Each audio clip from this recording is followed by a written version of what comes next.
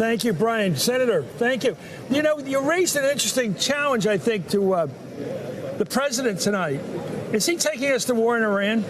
I'm very concerned that he is. He has been saber rattling, he has been destabilizing the Middle East, and to not only be on the brink of war, but now Iran is on the brink of breaching themselves and beginning to create the nuclear materials they need for a nuclear weapon. It is unconscionable what he's done. He has no strategy at all.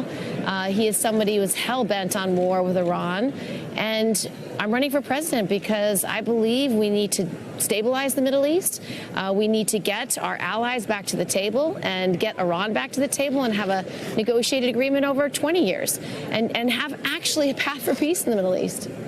Do you believe that as a candidate, if you don't get elected, well, you can't be elected the next year, but as a candidate in your voice tonight, for example, for women, do you think you can kill the Hyde Amendment? Because I just wonder if Rosa DeLauro and the others in the House are actually going to do that. I do. I am tired of being... You think you can do it? I do. I'm tired of being on the defense. And as I said, you know, the way Washington works is everything's negotiated behind closed doors. And I can tell you, every time you close that door... But there's women, there are women behind those doors, too. Compromises are made on the backs of women. Right. They're the first rights thrown out the window.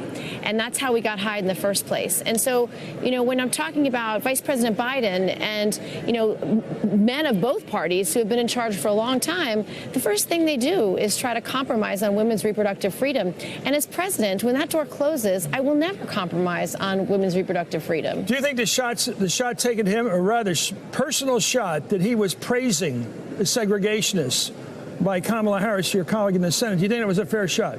That he was praising segregationists? No. Yes, I think what Kamala said was a fair shot.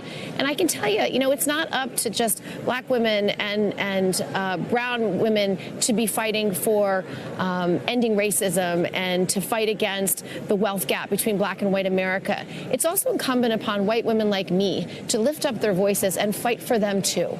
And so I have a very comprehensive approach about how I will address the racial wealth gap as well as institutional racism and systemic racism, from things like ending maternal mortality to having postal banking and legalizing and decriminalizing marijuana, as well as ending cash bail. Senator Kirsten Gillibrand, you got your message across again. Thank you. Hey there, I'm Chris Hayes from MSNBC. Thanks for watching MSNBC on YouTube. If you want to keep up to date with the videos we're putting out, you can click subscribe just below me or click over on this list to see lots of other great videos.